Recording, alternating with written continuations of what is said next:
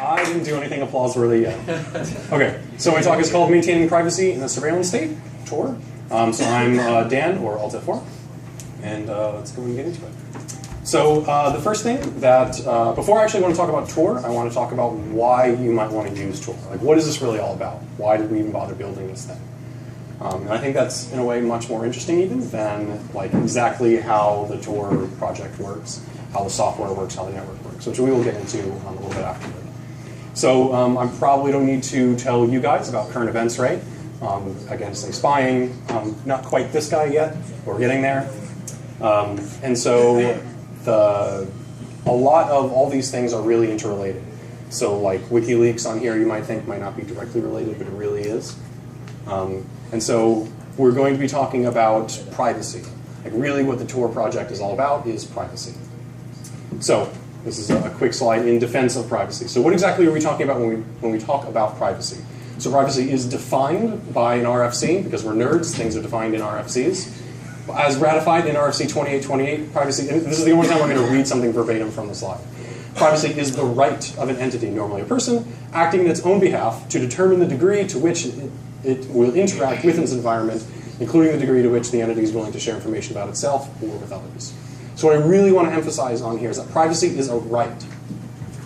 Privacy is not secrecy. Privacy is not confidentiality. So privacy isn't being a private person. It doesn't necessarily, like we use the phrase in a bunch of really common ways that isn't exactly, strictly speaking, correct, or strictly speaking what we're talking about here, right? So privacy is your right as a human being to decide who you want to be to other people. Privacy is your right as a human being to determine who you are to everybody else, right? What you want to disclose.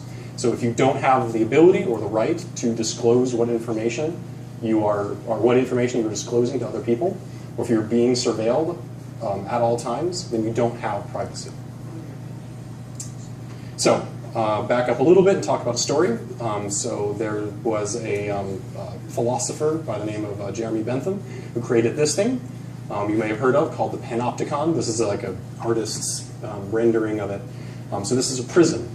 A very unique thing about the prison is that it's got this central kind of spire thing to it where the guards sit and all the prisoners sit around the outside. And what's very unique about the prison is that it is the complete loss of privacy for all the inmates in the prison. So at any given point in time, the warden may be watching all the inmates, right? But consider the reality of being in the prison is that you've got maybe a handful of prisoners. You've got a handful of wardens, right, in the center of the thing. And you've got hundreds of prisoners around the outside. So the jailers can't be watching all prisoners at all times. There's just not enough manpower to do that. That's not the point of the prison, is to be constantly watching everything that the prisoners do at all times, right? The point of it is that the threat is there at all times. That their privacy has been taken away, meaning their right to be able to disclose information has been completely stripped from them. That they no longer have that power. At any given point in time, the warden may be watching them. And they don't have any idea when that's happening, right? And so Jeremy Bentham described this as a new mode of obtaining power over mind, of mind over mind in a quantity hitherto without example. So I broke my rule, I read another thing verbatim. So whether you realize it or not, we are in the Panopticon, right? We are living in a prison where you no longer have the ability to disclose information at your own whim. That is just being surveilled. It's being taken from you. So how do we, as the prisoners, take it back? So another thing I want to talk about is that it's really easy when you're talking about this sort of thing to sound like a crazy person. That you're the tinfoil hattist in the room, right? And like, you're not going to take me seriously because it's really hard to talk about these topics without bringing up 1984. But it's like, this is Big Brother, and like, it's almost like anytime that you talk about like Hitler's, like this person is literally Hitler, like your argument has just been shot down, right? Like, because that's just not a real thing. So I want to convince you of the fact that A, this stuff really is actually important to people that are civil rights activists and people in places like Iran or in China. It's really, really important to people like gay rights activists in places like Uganda. It's really important to people like WikiLeaks, right? But those are still people at the edges, right? That's not you. You've got a job. You work 9 to 5 in the United States, right? You're not Julian Assange. You're not that civil rights activist. So why should you care? And so that's also something that I want to convince you of, right? So maybe you're not necessarily those people who, like, your life is literally on the line about whether you're able to maintain your privacy. Because those people, right? We work with those people, but maybe you're not that person. But you are a person who cares about rights. And so maybe that's why you're here, right? Because you're the sort of person who cares about rights. So I would maintain that privacy is not necessarily unfortunately a right afforded under the Bill of Rights of the United States, which I would assert is a mistake by the founding fathers, because privacy in the 1700s came from your walls, right? Like if you were in a building by yourself, you kind of had privacy, right? Whereas that's not necessarily true today. So you don't have an explicit right to privacy laid out in this document. But it is necessarily a precondition to the other rights, right? Without the right to disclose information at your own discretion, then how can you possibly have the First Amendment right to free expression?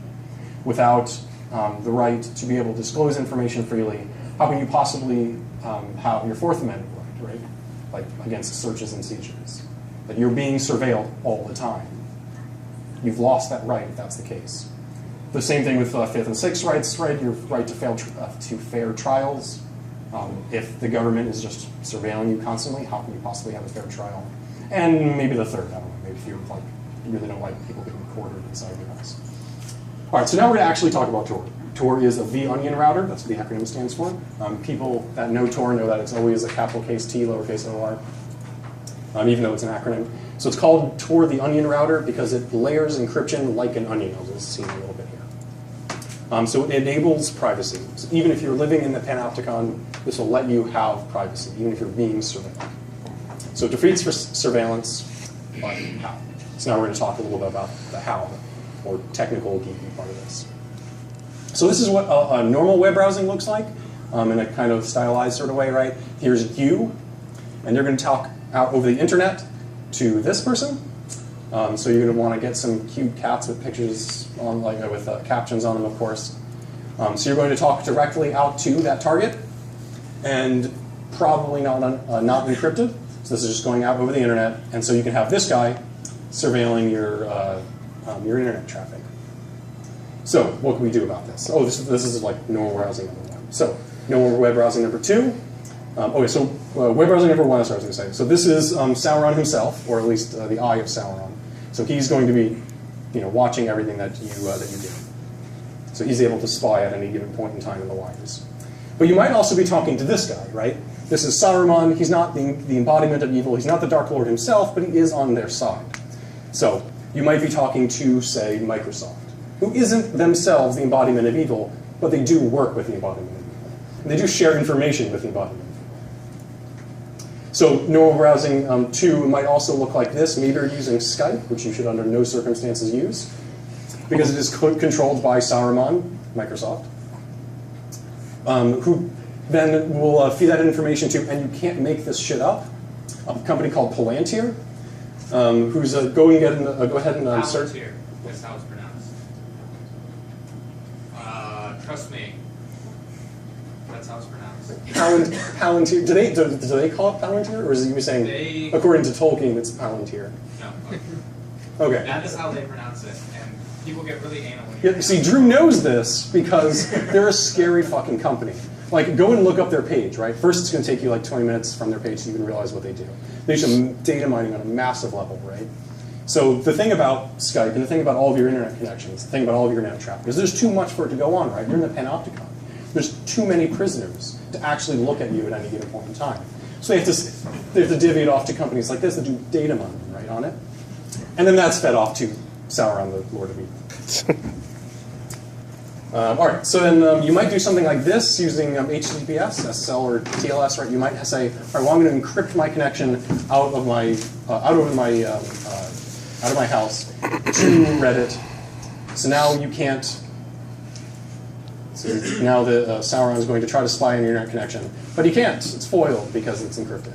All right, so we're going to have plenty of talks, or maybe we've already had talks, of course, about exactly how this encryption works and stuff like that. So we're not going to get into this necessarily.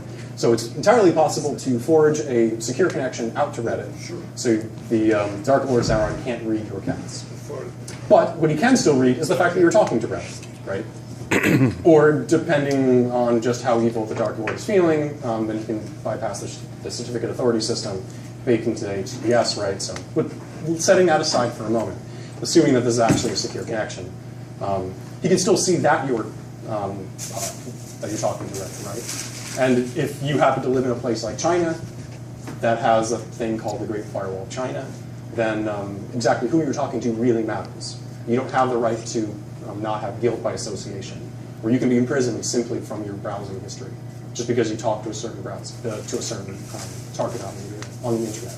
So we don't want this to happen either. We don't want the Dark Lord Sauron to know that we're talking to Reddit.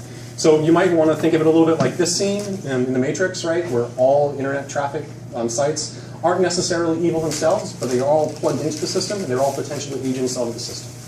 That if your website, or if any of the websites that you talk to along the way happen to be residing in the United States, they're all potentially agents of the system who might get subpoenaed by the United States, and you'll never know about the subpoena. So we also have to keep that in mind. So we have to have a very high level of paranoia at this point, right?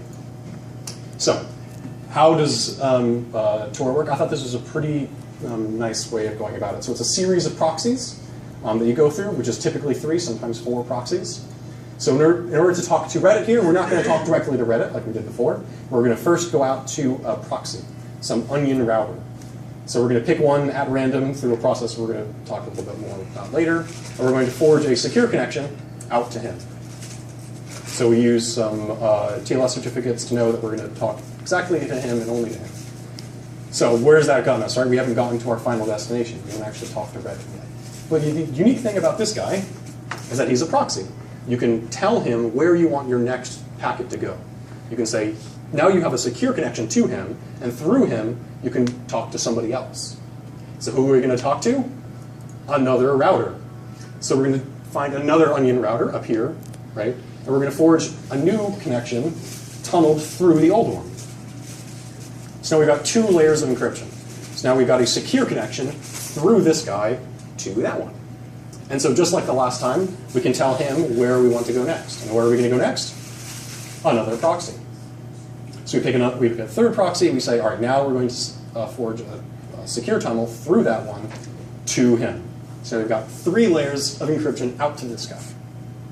And now that we've gotten to here, we've got 3 proxies, and for a reason that'll become more obvious later, I think, now we can connect out to Reddit and get our logouts.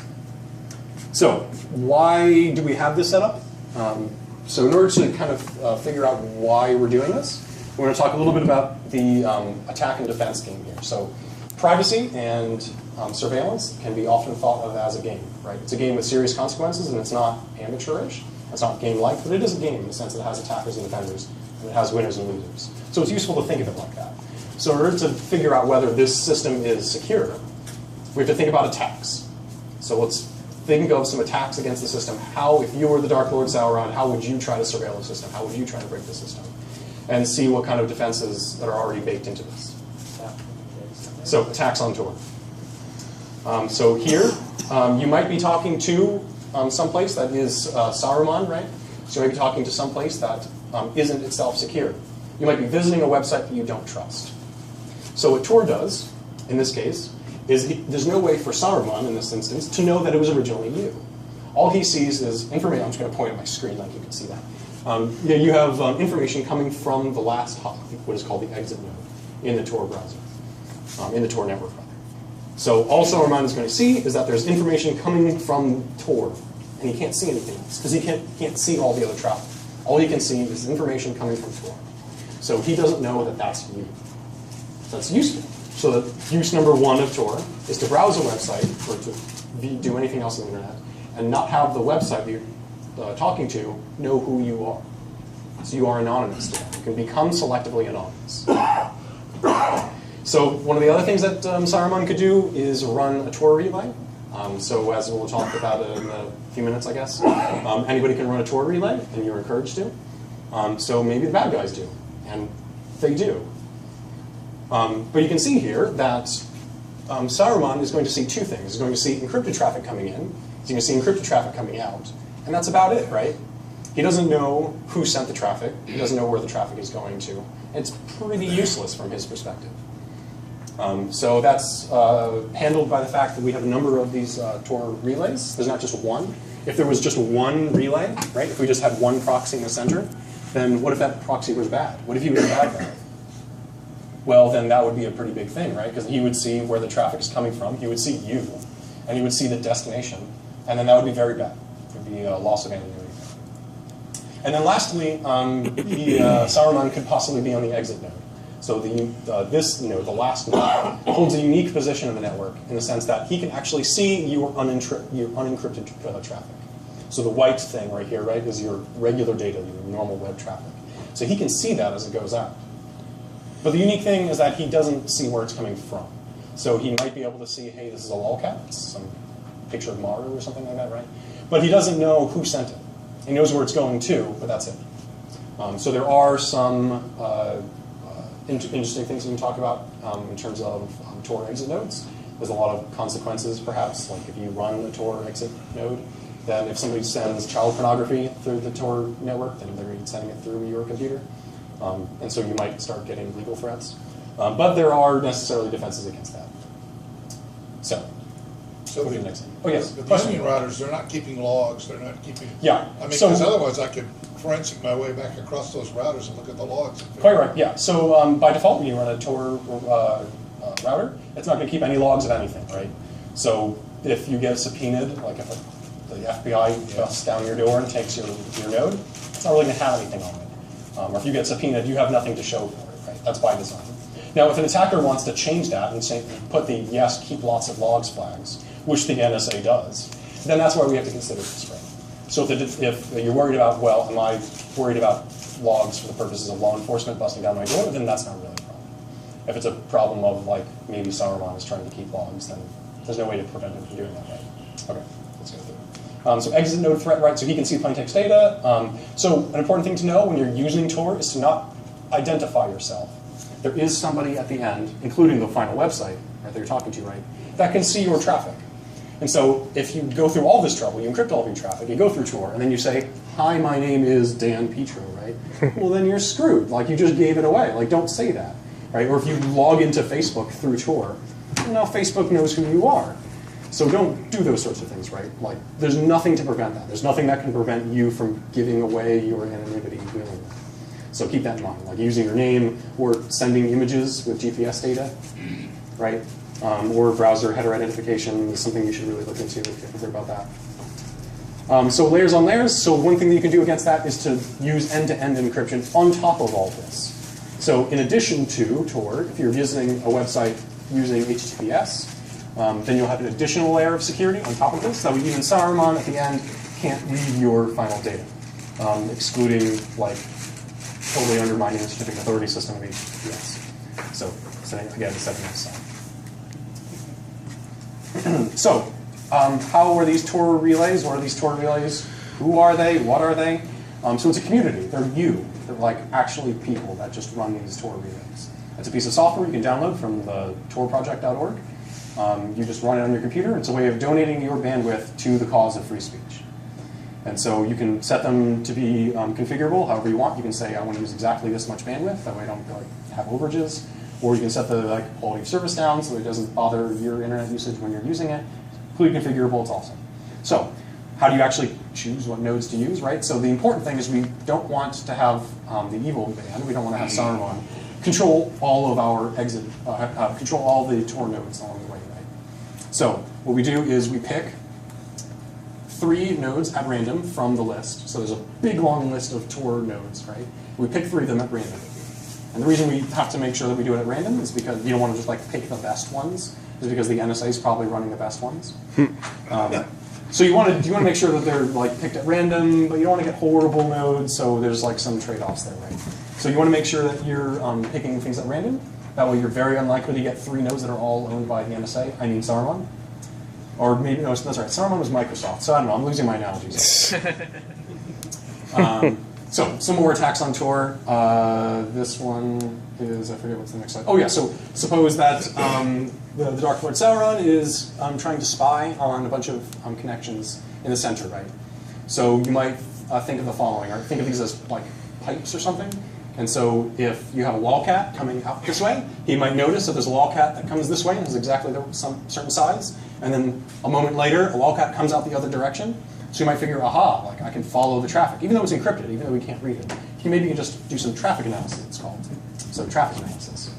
So you might find, so you might be trying to inspect this node. So maybe he owns that node, right? Maybe he's running the node, or maybe he's just looking at the traffic coming like from it. So even though he might not be able to own this node, he is able to own the wires that the node is going through, right? So he is going to own the ISP or something like that. So he's able to spy on all the traffic that's going across here. So Tor does a few things to try to prevent this sort of attack. So one of them being that, oh, so here's your cat that's going across the tubes, right? I have a minimum of at least one lolcat per slide. This is like my rule about presentations. This is my lolcat. It's Mario, by the way. So imagine Mario going across this Tor relay. So how do we prevent the Dark Lord Sauron from noticing that like Mario is going from one end to the other, and thus identifying that it came from a different Tor relay on the other side, and thus be able to follow it the whole way back to you? So A, there's the fact that you're not the only one using that Tor relay. So we've got lots of other connections that are all going through that node. Right? You've got hundreds of connections that are all sending traffic, blasting it through, all of, as what's very interesting to note, the same size. So Tor will cap all connections at, I think it's 1,024 bytes. So they refer to them as a cell. All cells are exactly one fixed length. So there's no way to know what something is on the basis of size alone. So if you have a very large image or something like that, just chopped up into 1,024 byte cells. So it makes traffic analysis a lot harder. There are some theoretical attacks, maybe if you've got a really unused Tor node, but in practice, it works really well. So Sauron is confused in this case, that's the question. So you can download Tor at the torproject.org. So yeah, they have bundles for all major operating systems. They say that they want to try to make it easy to use, but not any easier. So it's like really simple. You just download this thing that's got Firefox. It's just like a browser and Tor all kind of packaged up into one. Hit the Go button, and you've got a browser that pops up that's completely anonymous. And you can choose to use that as you wish. Which, if you could interject, we actually have a node over there, or a laptop over there that's set up with that too. So if you guys haven't had a chance to play with that, see how easy it is. That's to use Tor. That software doesn't make your machine a Tor. That's correct. Yeah, those are two completely separate things. If you want to use the Tor network, right? If you just want to browse the internet with privacy, with anonymity, then you can do that just by downloading the browser bundle. And then being a relay, like donating your bandwidth, is a separate thing. I think that there are options through the same bundle, if I remember correctly, that are like really easy to use, and there's 1,000 tutorials on that on the internet. Or maybe that'd be a decent talk. That'd be for a separate thing, right? And there are some advanced features that I didn't get a chance to talk to about here. Things like hidden services. So there's a way of like running a server out on the Tor network and having it so that nobody can know physically where that server is at.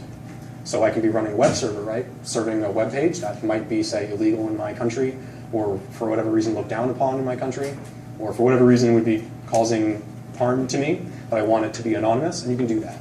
And so you can be running a server, having it serve content, and have it have no way for anybody to know where that server is, where that service is being run from.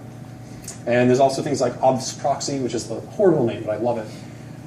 So that's built into Tor Relays that can make traffic look like other forms of traffic to traffic analysis. So when I was talking about traffic analysis, you can do some like cool machine learning techniques to like figure out, even through the encryption, what kind of traffic it looks like.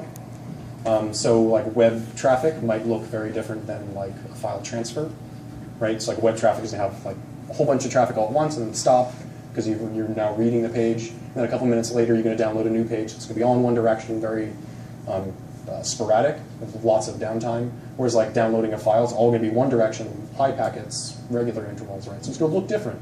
You might be able to just look at the encrypted traffic and tell the difference between the two. So obfusc proxy is this cool project that can take your traffic and make it all look the same, so it just looks like this bland thing. So that you can't even tell through traffic analysis what kind of traffic is going over the pipes. And that is, I forget whether that's default or not yet, but there's some really cool research that's done with Tor on that. And then I think that's it. And I'll do questions, I think, in the room, like we said, so that's it. We've also got 5 if you want to do a couple more. Okay.